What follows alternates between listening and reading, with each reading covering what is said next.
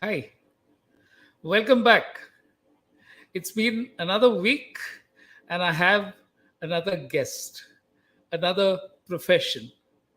We've met interesting people in the last 4 weeks, and today is someone from my edge of the woods, advertising. So, just a couple of announcements before we start. One is, like I said, on LinkedIn, though I did find that what was the comments that were put up on LinkedIn were showing up on the YouTube on our channel as well. So if you're watching it on Facebook or LinkedIn, you might want to navigate to YouTube if you want to put up your comments and have them come up on screen if you're asking some particularly interesting questions. Otherwise, sit back and enjoy the show.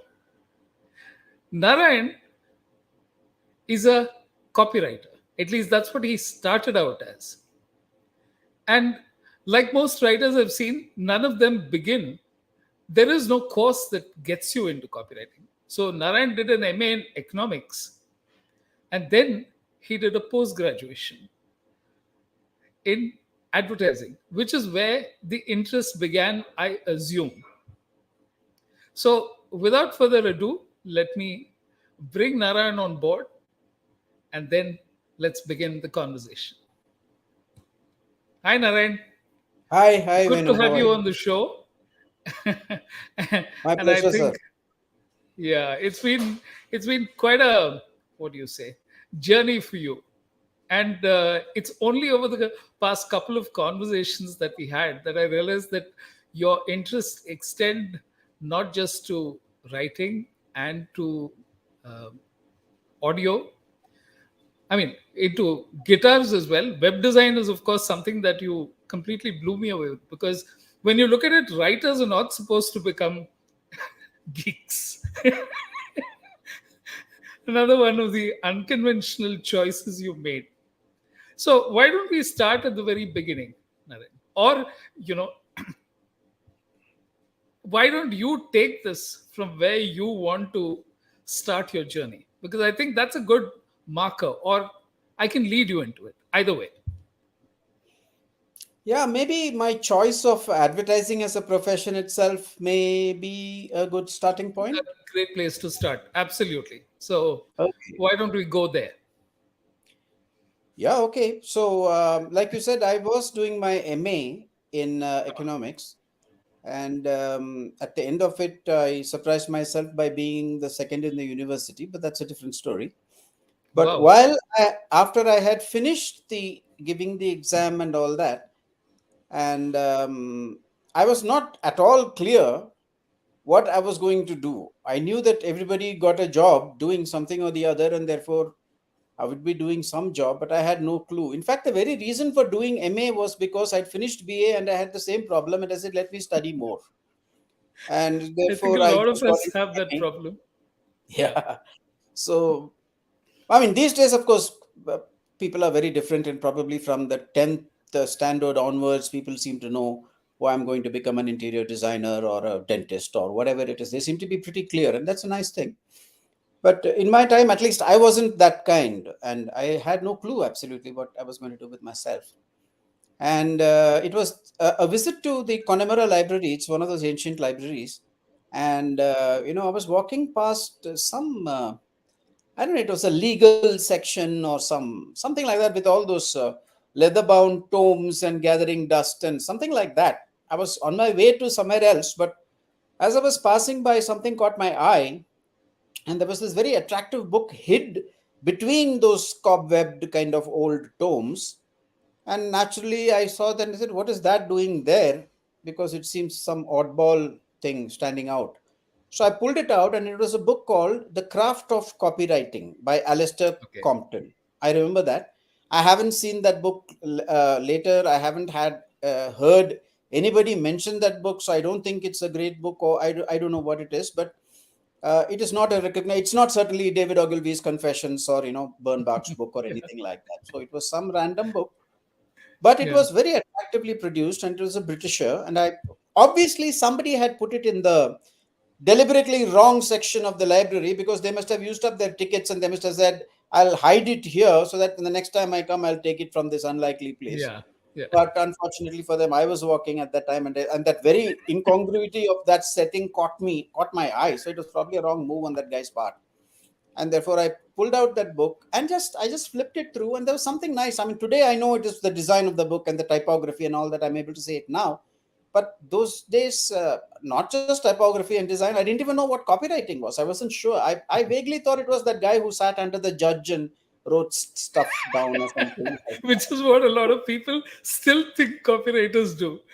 Yeah, I don't know what the connection is. So I was very curious, but it was so attractively laid out. And I said, okay, I think you were allowed to take 3 or 4 books on your tickets those days or something. So I made this as one of the books that I took. And I took it home, and I was there by 5 p.m. And something was so engrossing about that book. I read it over the next 4 or 5 hours, allowing some time for some food and all that.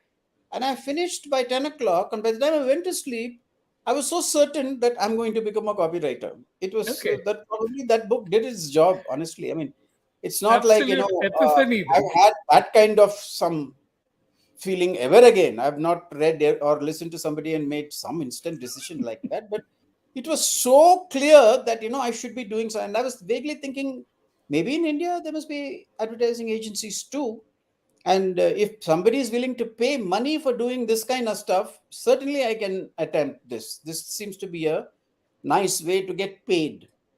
Mhm. So then, of course, being in that academic frame of mind, I was thinking, who teaches this stuff? Is there somewhere you need to go? And it so happened that the very next week, my cousin, who was much older to me, he had a family in Delhi and all that. And just as we were talking, he said that there is a new institute there called the Indian Institute of Mass Communication. It's become pretty famous now. It was in its fledgling days then. And he said that I think they have a course on advertising, but I'll get my secretary to check it out. And if there is something, I'll let you know. So then his secretary checked it out, and then we exchanged a mail, meaning what is called snail mail today, actual letters handwritten, and you send it and wait for so many days and all that. Yeah. And therefore, he did find out that there was a course like that. And then it was a matter of the next few months, I joined there, basically. So Yeah. that is how, and that was a nice course because it was coordinated by a professor from inside. And most of the practically all the lecturers were from the industry, the advertising industry in Delhi. And some pretty good luminaries were there, copywriters, art people, creative directors, and everybody. And it was nice to know from practitioners, and therefore, you could show the stuff that you created, and they'll give you their, very frank appraisals and so on. So it was quite something to be able to learn. And we spent about 10 months or something in that course.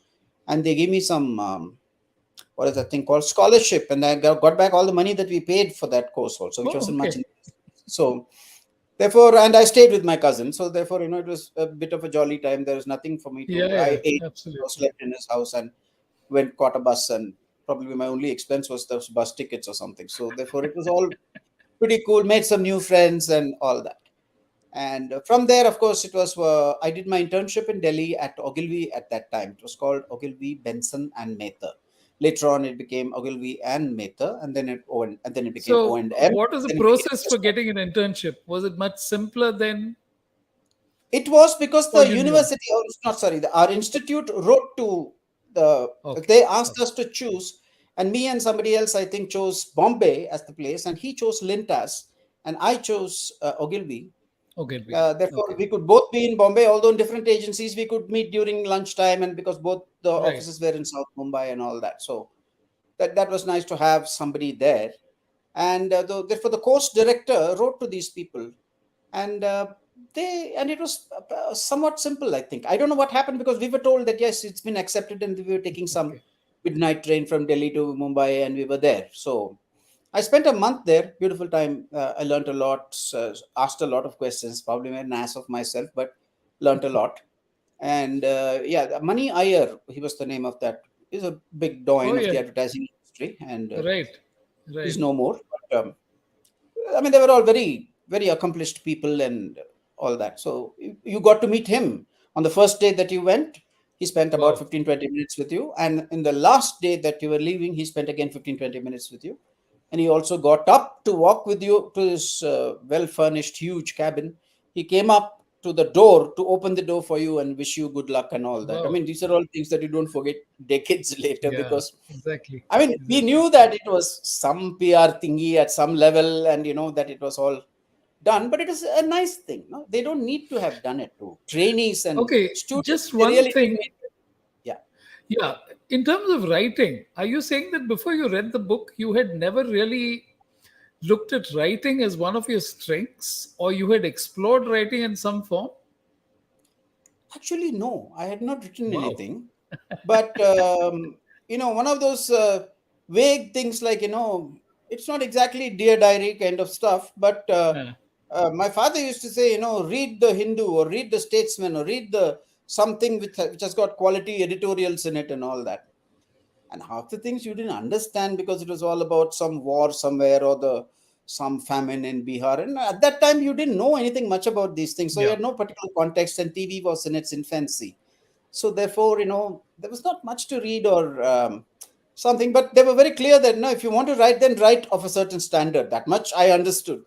And therefore, I used to just pick up stuff that interested me and oddball, not continuously, now and then. All told, maybe 20 pieces of some prose I must have written over 2 years.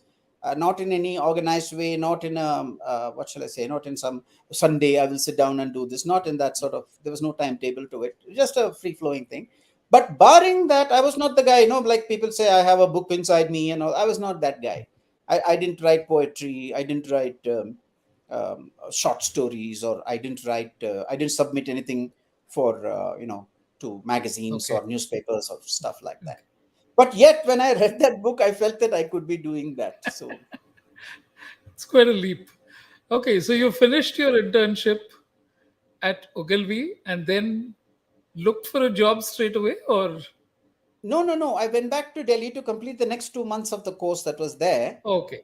And Okay. then, since I had my elder brother in Bombay, who during the internship told me, "Come here, Bombay is the place in whatever field you want," and he was right. And you have my house. So again, I got food and residence in somebody's house.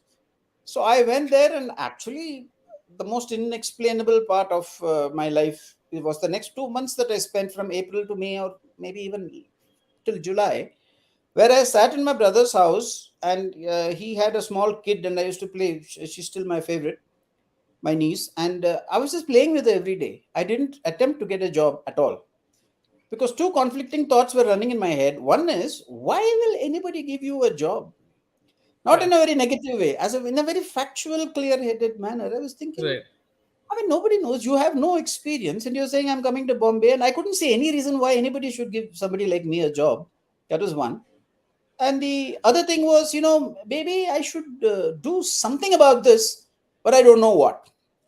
Therefore, the thing happened that in these long conversations, the two of my friends in Delhi, with these snail mail business, I think all of them, all the other students who were mostly in Delhi, and some of them were from Calcutta and somebody else from Bangalore, I think, they all had been placed, so to say. And Okay. a couple of my close friends got a little worried, more than me, and they went and told the course director that this guy is not doing anything, and why don't you speak to somebody? My course director spoke to somebody, and I got a letter in the mail from Shilpi Advertising saying that if you're interested in a copy test with us, please, I remember that language, contact the undersigned. That's what it said in that much officially. And it had some Rock Pereira, Okay. the creative director of Shilpi, saying, if you're interested, come, I can give you a copy test. So I went for a copy test, and it was a remarkable copy test. I mean, those days we had, I don't know what it is now, but we had lovely copy tests. So I quite enjoyed. I spent about 2.5 hours in their office doing the copy test. It had questions like, how will you explain how to tie your shoelaces to a blind man, for instance. That which you have to use only words to explain what you're supposed to do. And Yeah. describe a spiral staircase in 50 words without using the word spiral or staircase, for instance. And so on. So, very, very interesting thing. But one thing that caught my eye was the very last thing, which is an attached thing of proofreading. A page of maybe about 800 words with all deliberate mistakes and this and that. And for some reason, I was very good at that. Um, uh, Even though I did my MA in economics, and I needn't have been that specific or pedantic about the language, but I always was. I had that streak Mm. in me that somehow if you're writing or doing it, do it very well. Don't write like an ass, or don't assume that you're good at something. Just make sure that at the very basics the grammar is right, and after that your content is Right. correct or entertaining or whatever it's meant to do is a separate issue. But I mean, it's like your dress up or get up or whatever it is. Make sure that some basics are right about it, and of course, finally, people will judge you by the substance in any case.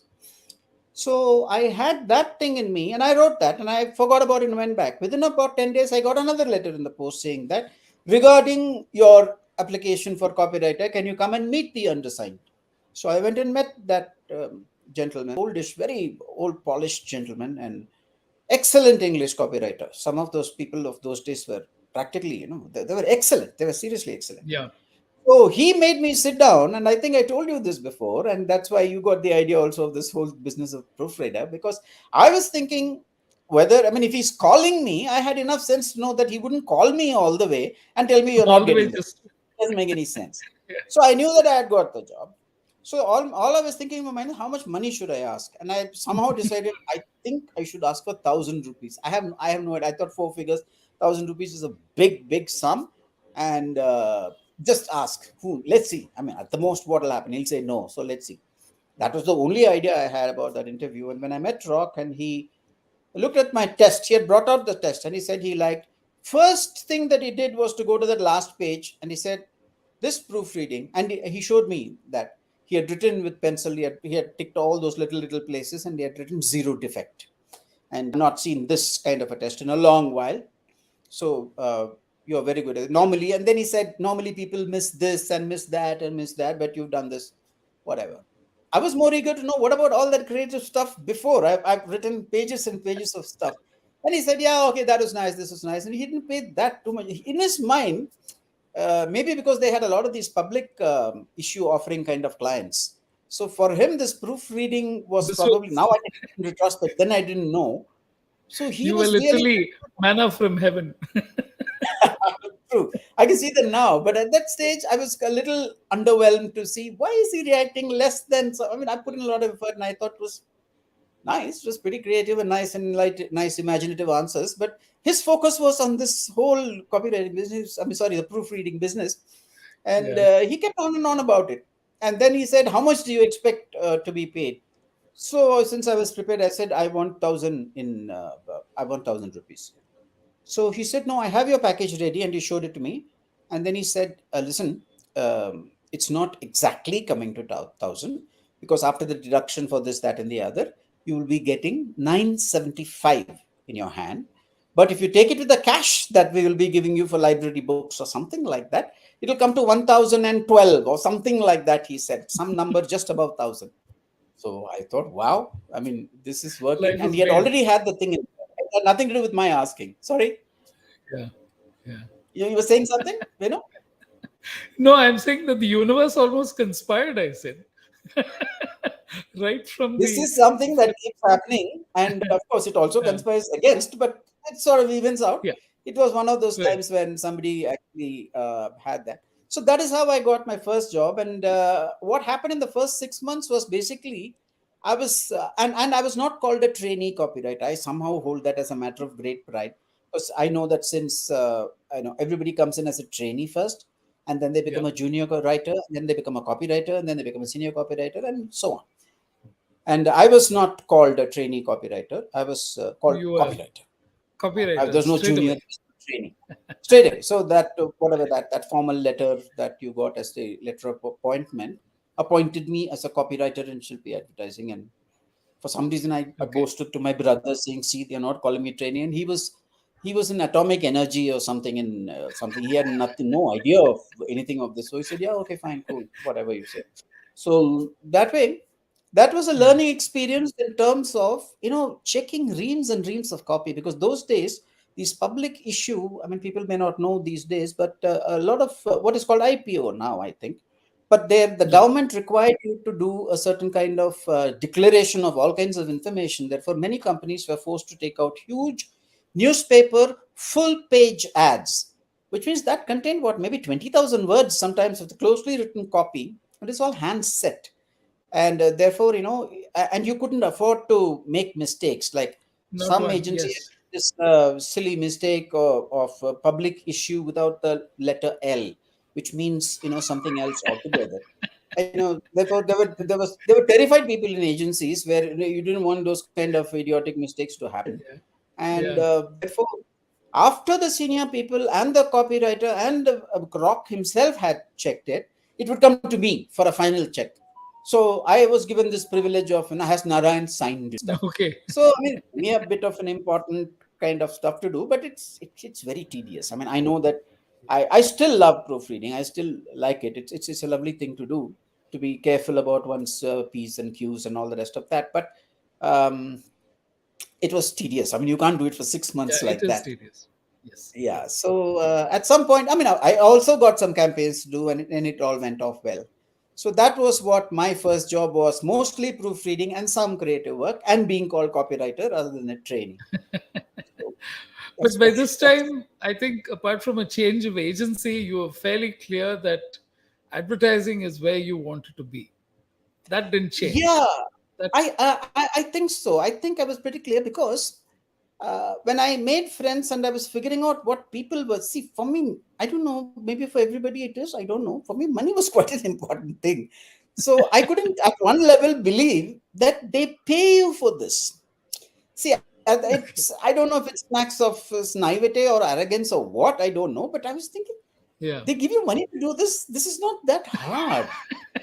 I mean, I was yet to meet all the multinational clients and this and that. All that comes in the future. Yeah. But in the Yeah. first Yeah. Yeah. 1 or 2 years, this felt like Yeah. this is money for jam. I mean, you're just doing something which is happy, and there is nothing much to really strive and struggle and all that. This comes naturally, and there are other people around, and you get company, and you can sit with the art guys and figure out things. And working late was not a problem, and I was also unmarried, and it is all sort of a nice thing to be happening. And then to think that, wow, man, somebody is paying you for this, you felt like you were conning somebody, kind of thing. And why not? And if there's somebody who wants to pay Yeah. me for this, fantastic. So yes, therefore I think I fell in love with advertising, not so much for this or that. It was basically that I could earn money, and good money at that. Mm. When I asked senior writers how much they were earning, and then creative directors, and they would say, not just me, this is what I'm earning, but somebody's earning that much. I would say, what? They pay this kind of money to that guy? Wow. So which means I could see that in 4 or 5 years, I could very well be earning that kind of money. And I did Exactly. too. And Right. it was always, and I've never felt that I needed more. I At every stage in my life till even now, I used to feel vaguely that I'm being overpaid. I don't know if that is a common thing among other people or not. I always used You to were feel that that I'm rarity. standing somewhere and they are paying me, and Yeah. I've never asked for a raise ever. I've never asked for a Wow. raise ever because I didn't need to. Okay. I don't know. I felt they were Yeah. paying quite a lot, and every time you changed, they gave you 20% more, sometimes 25% more once or twice, and then you said, "Okay, cool." I mean, so there was no. I don't remember negotiating with anybody. I don't. Or maybe at the end of the day, once you have a certain amount of money, my temperament has always been, it's enough. I mean, I wanted Yeah. that What kind of money change to will fund bring? my Yeah. travel and various hobbies at various points in time. But otherwise, it was okay. I had no complaints about on the money front. So how did the next move happen? What happened after that? See, I was about almost to the date I was there from for a year in Shilpi in Bombay, and there was a call, and there is the studio man. It's like a line of artists with their art boards in front of them. No longer a site nowadays. Yes. Everybody No has longer the computers. case. Yes, I know exactly what you're talking about. Yeah, so people of a certain generation may know that there were these boards and there were these half broken blades, Bharat blades for Yeah. cutting and thing, and Yeah. therefore they had cardboards underneath so that the blade didn't cut through and spoil the wooden furniture. And the smell of that solution. There was some The rubber solution which solution, is I can remember that smell. And yeah, and they had to paste the yeah. artworks and all that. So there were a line of 4 or 5 artists in the line that I sat. I sat at the very back, and there was a Hindi copywriter and somebody else, and then me. And to my left was the very senior copywriter, whom I know to this day. And this row went on about 8 or 9 deep. And at the end sat the master of the whole thing, which was the studio manager, who was in most agencies the very, very powerful guy. The Yeah. accounts guys dreaded to go to these kind of guys because they were the traffic managers, and they'll say, "No, tell your client this, get out. I don't do all this thing here." They would say anything, And because Yeah. they were very good at their jobs, they couldn't be touched, and they generally knew everything. His name was Mr. Malim. Everybody's was, it was a advertising agency, so everybody was encouraged to call. Even as a trainee, I could call the MD of the agency, who was a Roger Pereira, and everybody called him Roger. And there was this Right. Rock who was called Rocky, and so on with Nandita. And so everybody was, although they were all many, I mean, they were all very senior people to me. Everybody was called by their name, but the studio manager was Mr. Malim. You never said Malim to him. I don't know You don't why. play around with that. Very, very forbidding. So now Mr. Malim was the guy with the black telephone, and he got a call, and he said, Narayan. So I was sitting, I hadn't given the number to anybody. So, there's no reason for me to give the studio manager's number to anybody at Yeah. all. So I thought it could be Exactly. mistaken. I went there, and there was somebody who was saying, I'm the finance director or somebody. It was Mrs. Sista of the Sisters organization, which later on became Okay. Sachi. And she Okay. said, I've heard about you from somewhere, something. We are looking for a senior writer for our Bangalore office for Sisters. Would you be interested? So I said, yes, just on the spot. I mean, I hadn't thought of anything, but if somebody's calling, I don't know. I didn't know why I should say no. So, and Bangalore seemed like a nice city. I'd never been to Bangalore before. Okay. And I was by myself. I mean, of course, with my Right. brother and family, but Right. otherwise, there was nothing much. So, and I was sure that obviously there'll be more money. They're calling you, they'll give you something more. And so I said yes on the phone. And I put it down, and Mr. Malam said, You got a job offer. That man knew everything. You couldn't get past him. So I said, No. What makes you think that? Boss, I've been here. I know all that. So I told him, Mr. Malim, you're mistaken this time, or something like that. I said, and I walked away, and I was so freaking thinking this man is some magician or I don't know what he was. Obviously, he's been Okay. there for years. He's given enough of these phone calls to people from strange people asking for things. So, But how did it land up at his? Normally, the receptionist would get it, right? How did it yeah. end up at Mr. Ah. So I don't know why it didn't. The receptionist phone I can understand because you could get it off the phone book. I don't know if Okay. people know Okay. that there used to be a Okay. telephone book which was this Yeah. fat. Exactly. You can kill somebody if you threw it at their head or something. It's no longer there, but Yeah. those kind of books are available. And if you searched under S and you turn the pages, you could read Shilpi advertising and you could call that number. It was freely available. But for some reason, Right. somebody had got that creative department, which was attended to by Male. So, Attended to Mr. by Male. him. Okay. So And that's the then way. And he then I went started. and met Mrs. Sister, and she said, I can give you this package offer and all. It was some 2.5 times what I was earning then, Okay. even after an increment from Ms. Shilpi at the end of 1 year. So there was nothing for me to think. I Okay. said, yes, I'm going now. So she said, then One we'll thing that provide you with is, house rent allowance. Sorry. yeah. No, I'm saying one thing that's missing from everything that you've said so far is something that young people today face an enormous amount of, which is pressure on the job. You talk to anyone and they're at stress, but you're like, you're breezing through. So, what do you No, think it is, appears like that. I know that it probably appears like that. But yeah, I think about it sometimes. There must have been stressful days. It is just okay, that I know I've come across people later on in my career also, and I feel that the way I could have been, and I have been useful to many of these people, is to encourage them to get a life of their own outside of the office. God damn it, that's all has been my thing. That absolutely. nothing is worth that much. See, once I know that my money needs are met and I have a job, that's about it. Like Yeah, my mother's, I mean, sorry, my wife's mother, she used to tell my wife long ago, before I came into their lives, that when you come back from office, she told her daughter, like you discard your shoes or slippers at the doorway, leave your work there when you enter the house. I thought that was a very sensible way of looking at it. very sensible advice. Probably more valid even today because people are Yeah, so tied up in their own definitions and identities and whatnot. Why should it's something you do for money? It doesn't mean that you're disrespecting it. It doesn't mean not. I worked on some of the better campaigns and all that. I really don't want to get into all that, but some probably very very big brands that all of you guys know, I've worked on all of that. So it's not like I was shirking and actually scamming people and taking money and doing nothing. I was not that. I was giving my 100%. And I've done my hard yards, I've done my midnight oil and all the rest of that. So there is all that you no have.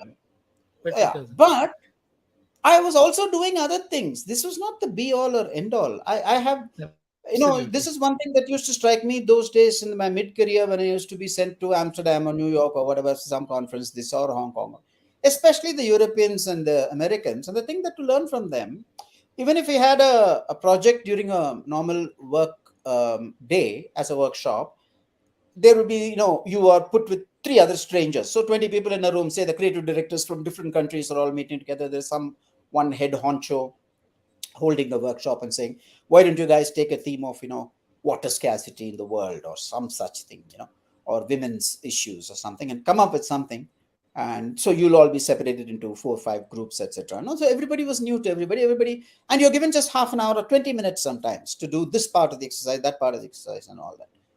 And it was quite, on the one hand nervous, it made you feel, but on the other hand it was also energizing, because you're meeting with other people from different countries, but essentially the same kind of, and you find out that it's just about the same thing everywhere. It's not like, they are Hmm. sharper, better, greater, or anything. It's the same thing It's they all, yeah. do. Yeah, but the striking point was everybody was exactly finishing at 20 minutes, because at 5:30 they are in this beach resort.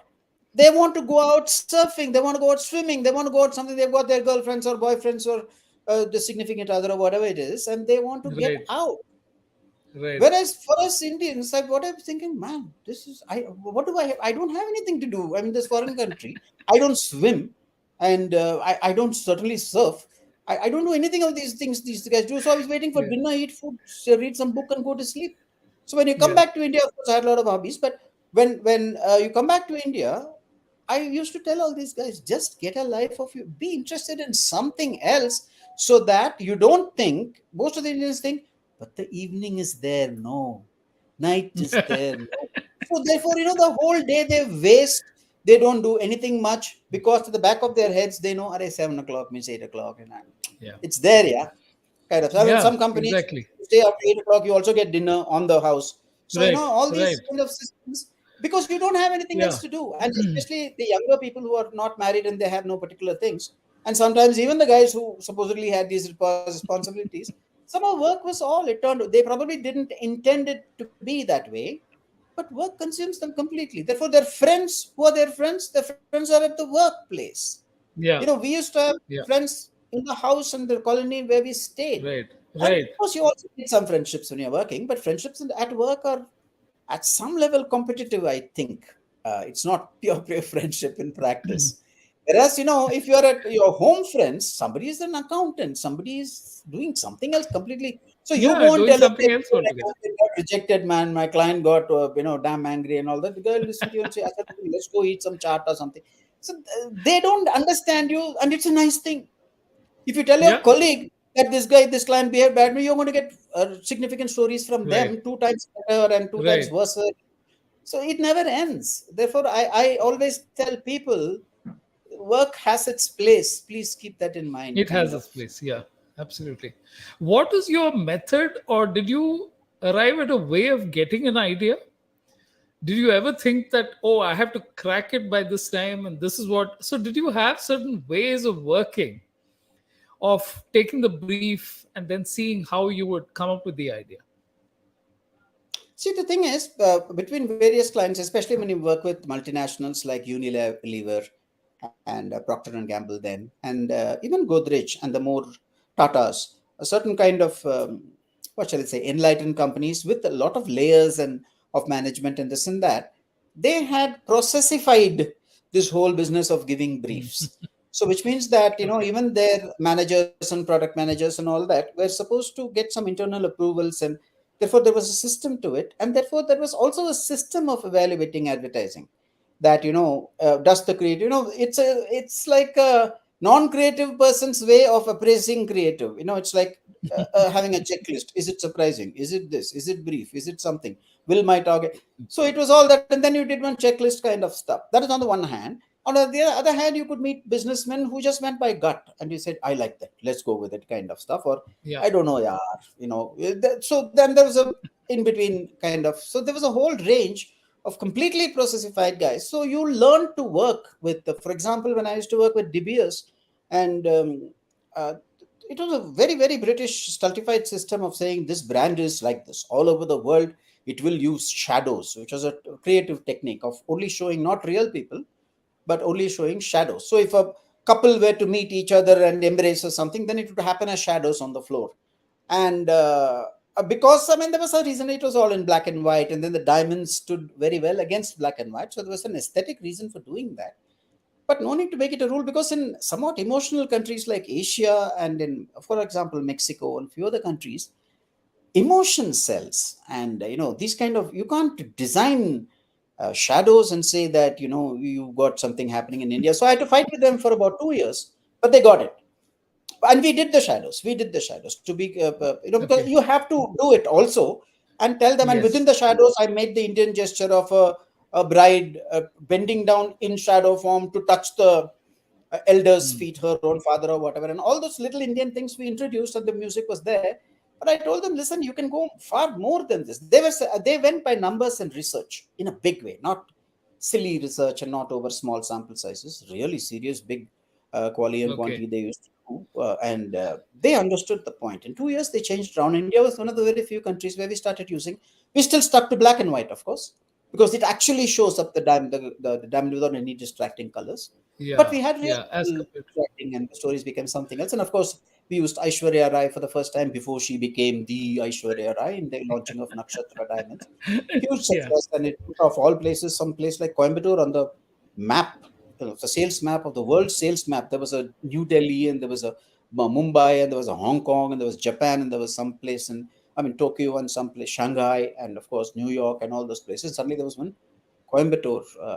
One of the directors there was asking me when we went for some briefing or some campaign presentation, where is this Coimbatore or something? So they were very surprised. So meaning So that suddenly this nakshatra changed their fortunes. Um, yeah. Okay. so therefore, the So process depended on different clients and working with them, and then working as a team within and saying, can we, because our job is to one, accede, not to be rude, to accept what it is, yeah.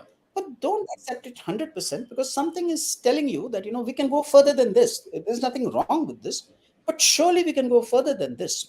And therefore you give them an alternative way which feels better, and sooner or later I find people listen to it more Yeah. more often than not. People are reasonable, because you're not, they understand that you're not doing that creative tantrum bit. Nobody wants that. I'm creative and Right. I say, Right. it's not that kind of Yeah. noise. That doesn't help. So there's another So person that's getting an replaced. So amazing there's bit of, because no, the thing is that I think even though you were bound by processes, you never sort of allowed that to become a kind of wall that was erected in front of you. you yeah, you sort of try to get through to the client and then say, okay, make them understand why culturally something like this may not work here, rather than be definitive about it. No, this is yeah, not going to work, I'll tell you what works. yeah, Because yeah, you can't be absolutely sure. And yeah. like you said, it's a process of working through with the client. So how often, so I think in all these relationships it would have meant taking one step at a time, coming back, because if the client is going against the face of whatever his process is. So it's a long journey for them also to accept that something which has worked in other markets, I have to take this chance here, is not an easy thing to do. Yeah. So So it took 2 years in their okay. case. So sometimes Right. you need to be, it's a long game. It's you need to sort of be patient, Yeah. because you know where they're coming from. They have their disciplines. They're not doing it to spite you. They're not doing it to criticize your creative or Exactly. anything like that. They're doing it because Exactly. they have, whether before, long before they met you, they had their own processes anyway set in place. Right. So just because they meet you, they Right. don't have to change their whole system of working or something like that. So Which therefore, is what I some. think it's a question of being a little realistic about these things. And I don't know, I probably was successful 60% of the time and not successful 40% of the time. You can't always win this. So now that you've spent time, I'd like to now explore a bit about what it means to be a creative boss, because you started off as a writer. Then, how do you ensure that you're able to give direction, because ultimately you move towards creative director and up the ladder, and then your job is, how do you ensure that you get people to deliver and get them to understand what you're really looking for? How would you give feedback, for example? Yeah, it's a very valuable or a very strong part of being a creative director, that you have to, one, make judgments, and second, it's not going to always be in the favor of the person. And I mean, because your allegiance is to the consumer finally, and not even to the client. I would say your allegiance is to the Yeah, consumer finally, and it's certainly not to the people working yeah, under you. It doesn't mean you're ill-treating them or something, but they know that you are trying to evaluate on behalf. It is a responsibility like anything else. What helps, what I'm finding then, what I found then, and what I found later also, is that if a creator, if a creative director with roughly, I don't know, 12 to 15 years of experience, who's gone through various brands, worked with various teams, both on the client side, inside, with very good planners, very good account directors, very good other creative people, you can go only so far singly. And in the big brands, there are too many people involved in many of these decisions. It's very difficult to go too far just by yourself. So, anybody with any creative director with 12 to 15 years of creative direction, I have a feeling, with this kind of a background, will uh, have a certain amount of, what shall I say, gravitas. They can look at an idea submitted by anybody and they look at it and say, no, man, it's not arrogance, it's not anything. That experience comes all into that moment. So I would take anybody with 15 years experience or 20 years experience or whatever, with honest experience of working on brands and stuff, and that means you've been through those struggles, you've been through those late nights, you've been through those yeah, difficult clients, you've been through all those phases. And if I can judge in 10 seconds, and if I can tell somebody, no boss, this is not going to work, I don't know. There's a chance that it may still work. I don't know. But if I say so, or if anybody in that position says so, I would listen to them, because they are not saying it just like that. It is coming from somewhere. It's coming from their own experience. That is one part. The other part, which I've not really shared with anybody, okay, one first for Venu's podcast maybe, is that this thing about having an internal evaluation, which I always for some reason kept secret. I don't know why this. It is to do with, as an observation, as when I was in school. I don't know, I wrote about it last year sometime on LinkedIn about, the invention of what do you call those nicknames for other students and teachers, especially by school boys. And I don't know, maybe 10 or 15 people may have read it, so I'll take the liberty of assuming nobody's really read it.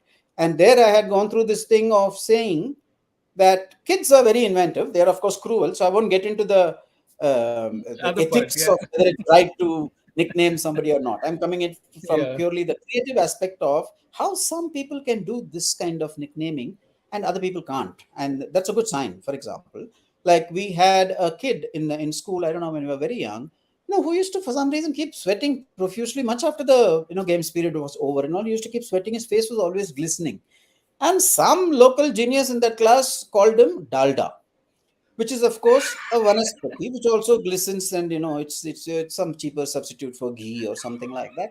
Very common in many middle class homes.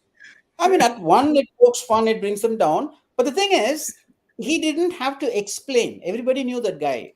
In fact, I remember his face after so many years, but I don't know what his real name was. The word Dalda stuck to him like that. still So, as stuck, we went from 4 to 8 to branded. 9, same school, yeah, Yeah, yes. yeah, So his name became that, and yeah, therefore the fact that I don't know who that fellow was who coined this, but that is, I'll connect this up with what I mean by creative evaluation in a yeah. second or in a minute.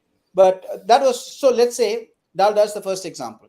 Second example is, there was a Sanskrit teacher of ours who lived a little further away across the playground in front of our school, and then behind it was a rubbish dump, and to the right of it and left of it was also a continuous municipal rubbish dump of some kind.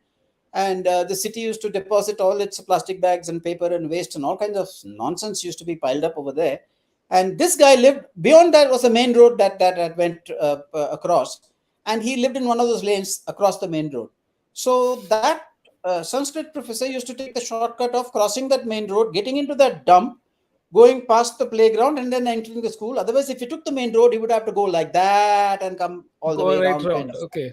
which would have meant another 15, 20 minutes. And he was already in his late 50s and had a big stomach and everything. And he had his dhoti and his cloth bag and all that. And he used to come down that dump. And as kids, around 10:30, 10:40, when a certain period ended and the next period was about to start, a few of us used to hang around in the back of the class where the window oversaw this whole expanse of rubbish. And we would see this guy almost religiously, walking over there. He would get down, see a mound of dirt, which was pretty solid, but there would be pieces of grass, damp grass, wet marsh. So every day, all that, the topography changed marginally. So he had to make a decision at every mound that, okay, now I will jump over there. And then he would jump on that. And then you say, okay, next one over there. And then so we would watch this guy, doing this, making these little decisions. And probably in 7, 8 minutes, he reached the school. And some guy chose to call him Armstrong. This was a reference to Neil Armstrong of that First Man in the Moon Yeah. fame, The way where they did that little hop, skip, anti-gravity. jump on the moonscape. Yeah. That is the second example. That was brilliant.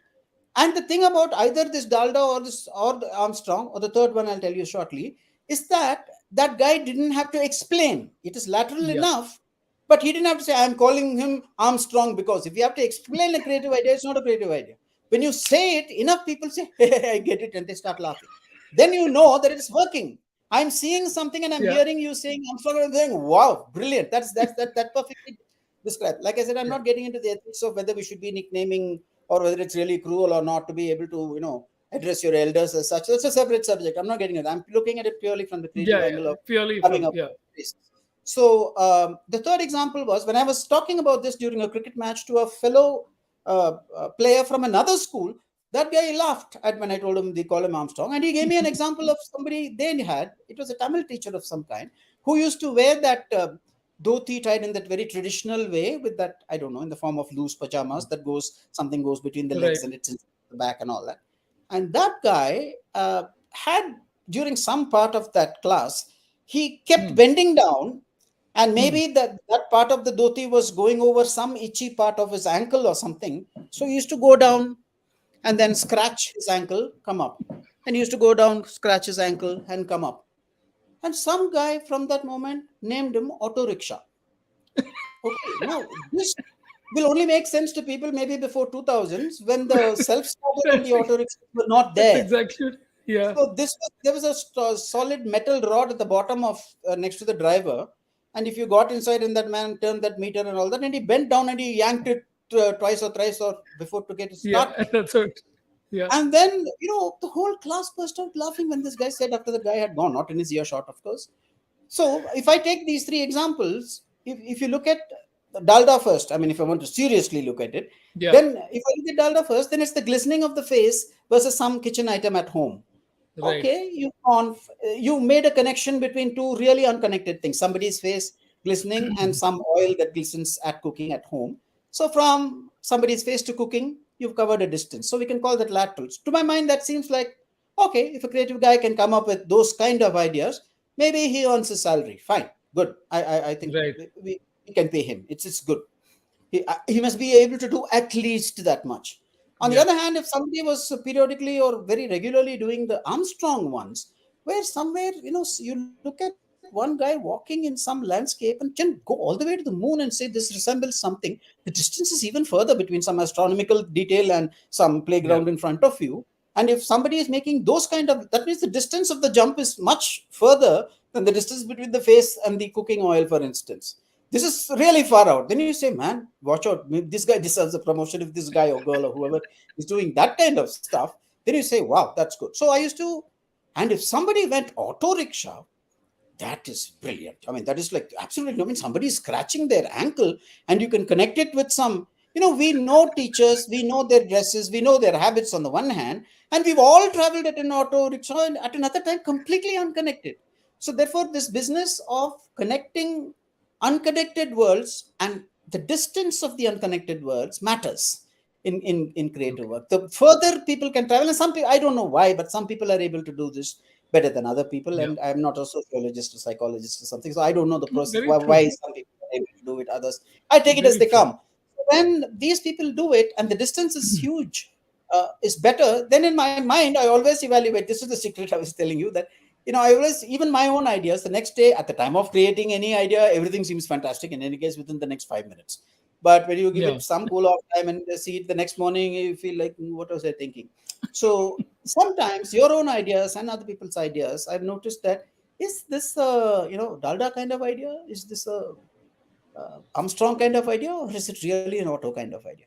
Because many people think that being lateral is what it's all about. It's not. It has to also make sense, which means the clarity must be Right. so clear. Like I said earlier, if other people, you have to explain, see, I'm calling it an auto rickshaw because, then it doesn't work. It's no longer a creative. Creative idea means you went far, you did the distance, but the listener makes no effort in understanding what you're intending. So basically, it's Yeah. your hard work or your thinking or whatever it is that makes the job of finding that lateral connection. But the connection is made simply. That's why, I don't care for people who can make just lateral connections. It doesn't make any sense. I can think of this and I can think of that. That's, That yeah. is rubbish. You Right. still have to solve some problem, deliver some promise.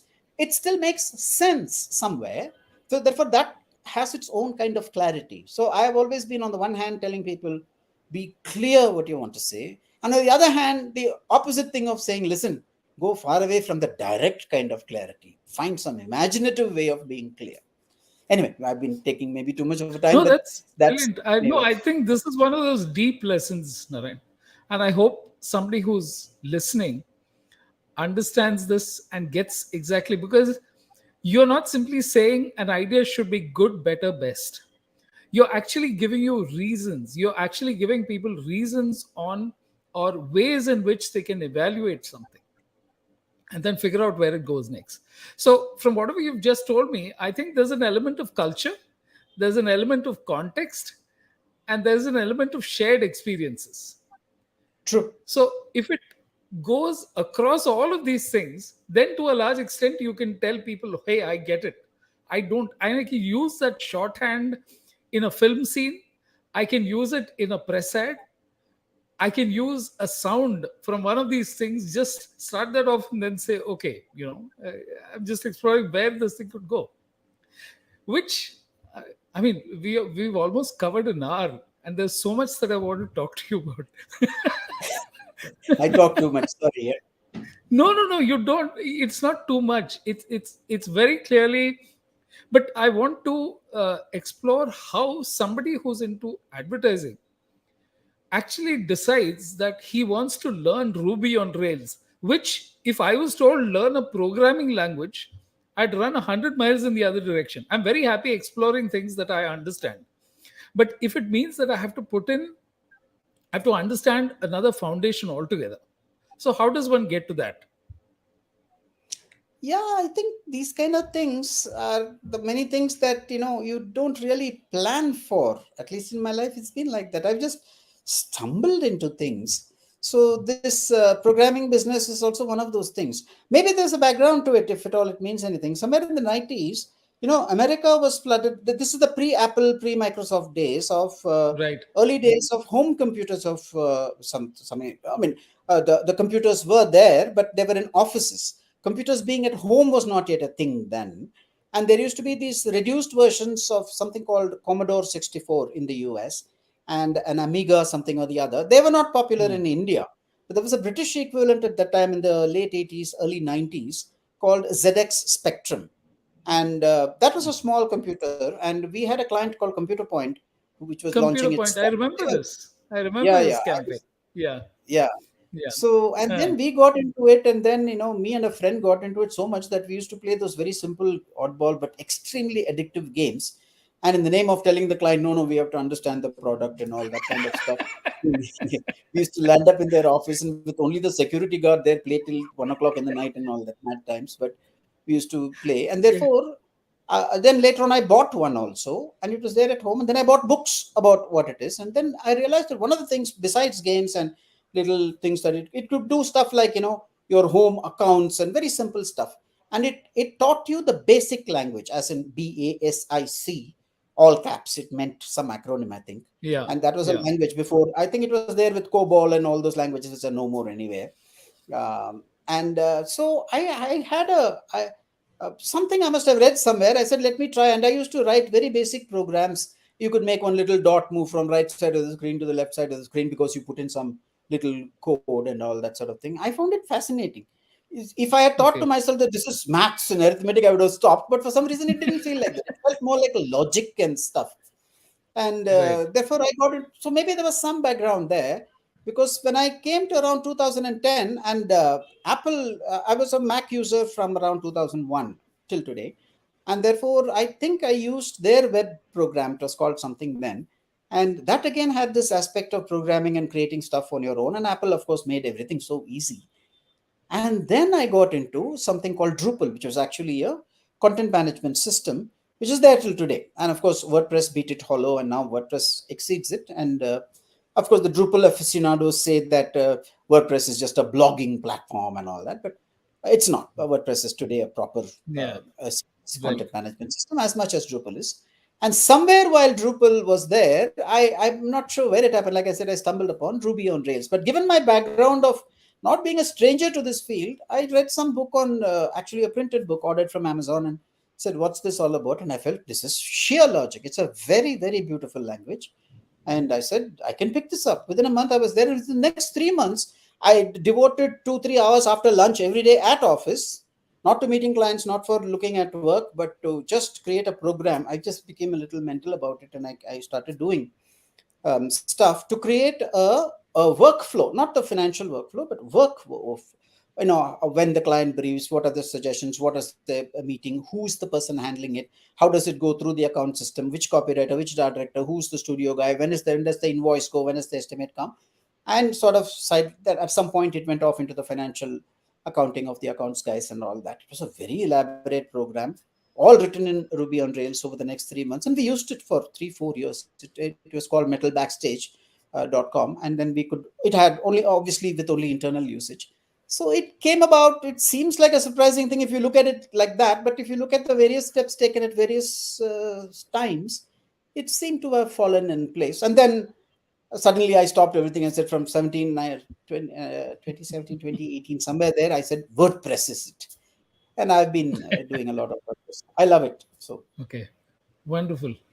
Narayan, it's so sad that, I don't think I was able to cover even, you know, 20, 30% of what, but it's just, and I love the uh, deviations as to where we went. If there is a young person getting into copywriting today or getting into advertising today, what are the things that, I think that's one of the problems, that people in advertising have not gone out and actually spoken to a whole lot of young people, which I think the IT companies did. At least that's my view. So a lot of people think that it's full of pressures, it's full of, there's no fun in the job. Whereas when you and I joined, I don't think we ever looked at this as, like you said, someone is actually paying you to do it. So what would you look at? How would you look at describe advertising to someone today in the context of today's world? see, the thing is, whether it's today or yesterday, the value of a good advertising creative person or even a servicing person or whatever lies in their exposure to life outside of advertising. You don't become a good advertising guy by studying more advertising. Now that may be true of in civil engineering or some other fields where you learn more of civil engineering and you become a better civil engineer. I presume, I don't know anything about the subject, but not in copywriting and in creative direction and in artwork and in creating creative ideas for a brand. You have to have a life of your own. You should know how people are. You should know what aunts say to aunties. Like once I actually saw a woman looking at herself because some in the reflection of a glass, just as an example, where because some guy in a shop where I was visiting, that the shopkeeper called her auntie, and she looked at herself at her own reflection in the mirror. Now that I made into a thing for an ad for Godrej dye, for hair dye, for example. Have you become an auntie too soon? Is that first strands of when did I become an auntie? Those kind of. Therefore, if you're observing life around you, there is enough happening. But if you just say, Yeah, I'm studying ads to become a better ad person, it doesn't work. Of course, you need to learn the craft, all that. But I would say just get out of it. Just go on travel, do something else, find out something else. Get out of yourself, get out of your head. Go and see how the world lives, how your uncles and aunties are, how yeah, your friends are, what the elders are all about, what is the 60 plus thinking, whatever. I mean, get out, yeah, find out, be curious. like Dorothy Parker said, the best cure for, she said, the cure for boredom is curiosity, and there is no cure for curiosity. So, yeah, Wow. believe in that. I don't think I could have summed it up better, Narayan. I don't think there is anything that I need to do to add to this. It's been an exhilarating conversation. And I'm so glad that you agreed to come on so early in the thing, because I would have loved to. We'll probably have you in again at a point when hopefully this thing will grow a little more and we'll take the other parts of your life. Okay. Thank Thanks you a very ton. much. It was a great pleasure. Thank you very much. Thank you very much. Thank you. Bye bye. Okay.